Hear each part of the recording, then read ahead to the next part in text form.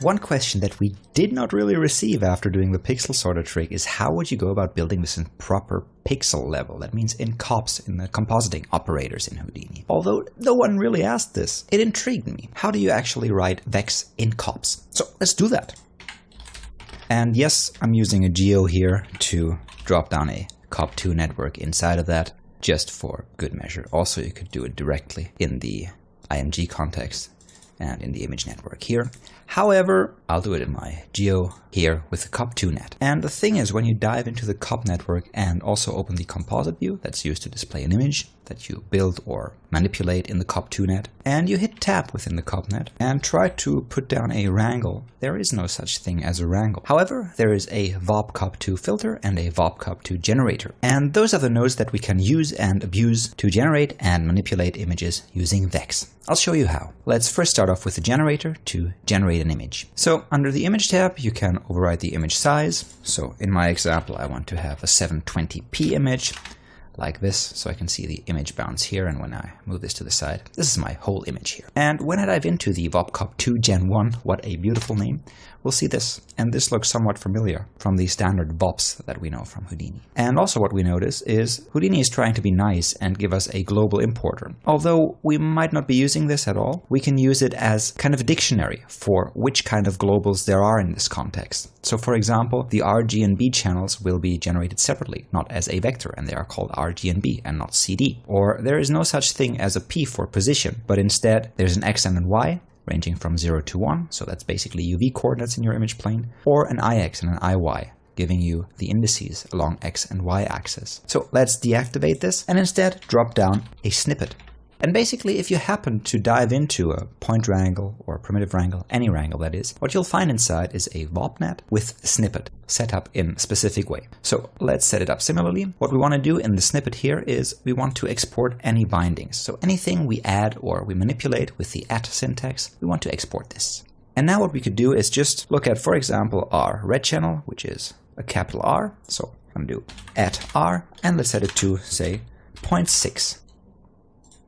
And we can see this slightly pale red appearing here. Our snippet here is working. Let's just use the snippet to generate a noise, a whirly noise that is. And for that, we're going to need a position, a seed, and two variables to store the result in, F1 and F2. So let's start off with position, and let's create a standard vector 3. Let's call it pause for position, and let's create a vector out of our IX, IY, and the final component, the Z-axis, should be set to 0. Next, let's create variables for the seed and for the F1 and F2. Now let's generate the whirly noise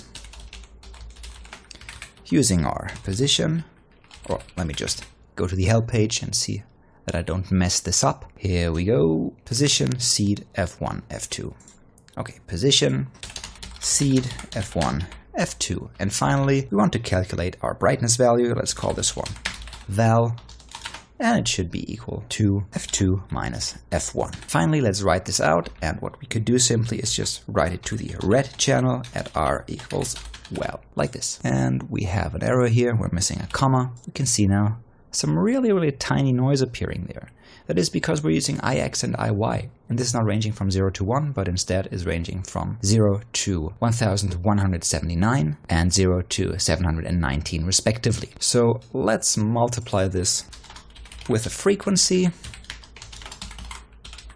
and create a variable for that and set it to something smallish like 0.01.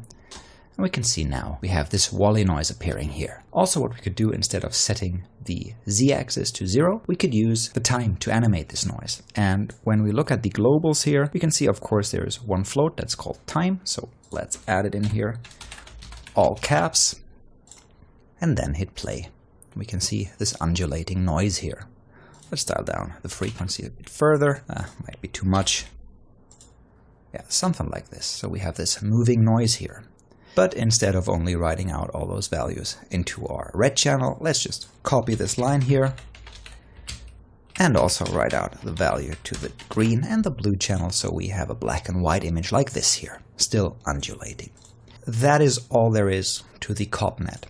The only thing, or one of the weird things to remember, if you got the global switched on here or the output, this still works. Huh, that surprises me. And so on my earlier tests this did not work, so what I tended to do was switch those off. But if it works, super. So that is how you generate an image in the CopNet, and as you can see and zoom in here, those are pixels that are being generated and not points. So you can use them for further comping in your CopNets. Also, what you can do is use the VOPCOP2 filter to manipulate incoming image data. For example, the data that we generated with the VOPCOP2 gen here. Let's wire this in our filter, highlight it, hit play, and nothing happens yet. That is because in the filter we didn't specify anything. So again, I'm going to drop down a snippet here, deactivate my global in and out, set all my bindings to export, and then I want to write a very basic Laplacian edge detection filter. Basically what I want to do is, let's just drop this down, I want to build a really cheap version of this convolution filter with a center value of 4 in a 3x3 kernel and the directly adjacent pixels having a value of -1. And these, in theory, hey, why aren't you working? Let me check this.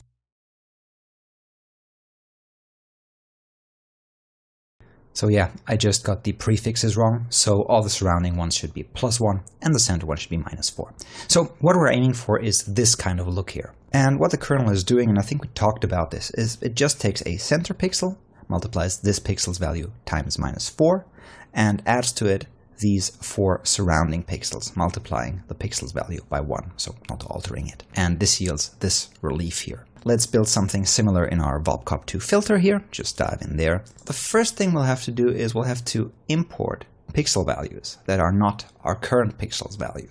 And I'm only operating on the red channel in this case. And then again, using that same trick of writing out the resulting value to all of the channels, thus generating a grayscale image again. So, as mentioned, I'll have to access other pixels. And I can do that with the cinput function. And of course, my help function doesn't work here, so instead, let's Google our function. And we can see here in side effects online help, under functions, we can find the cinput copvex function. So that samples an unfiltered pixel at a given coordinate. Also, here's this neat link to the cop context. I'll just open that in another tab. And you can see here on the one hand, list of globals. Again, a very handy cheat sheet, so you know how to address given globals, given image values with the syntax. And then again, it lists all those vex functions available. So back to the cinput page. Basically what I want to read is, I want to read this here. I want to read a single component from the red channel and want to specify the u and v coordinate using, again, the ix and iy syntax. So what I'm going to do is float val equals cinput, and again, let's have a look at the help component. Red is 0, and then ix, iy. So 0, at ix, at iy. Like this. See, nothing changed. Let's just try writing out our value times 2, and we can see we're getting this reddish tint, so our snippet here is working. Okay, this is our center pixel's value here. We could have also written at R, at capital R. And this is what we should multiply by -4 and add to it. So let's just put this in parentheses, copy it. So we add to it the value of a pixel, 1 index to the side on the x-axis. Again, copy this.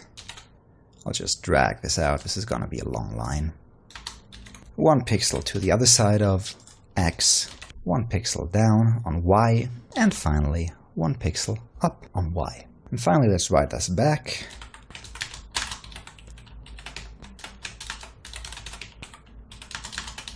Like this. And we can see we now generated our own filter, which does exactly the same thing as the convolve filter here. And yes, you might say, yes, we're doing exactly the same thing as something that's already pre-built. However, we can easily change this filter to behave totally different and to allow us for a magnitude of different kernels and different kernel evaluation patterns. So, for example, if I'm taking the absolute value here and highlight the filter, we can see we are now getting not only these edges here, but also these edges. So it doesn't matter if we're coming from a black edge or a white edge. Our custom kernel here detects both edges, while the standard convolve only detects the edges in the black areas. So this has been quite quick today. The lessons learned should be that 1. You can use the VOPs in combination with a snippet that you properly set up to export the bindings as a poor man's wrangle. And basically the wrangles are just that.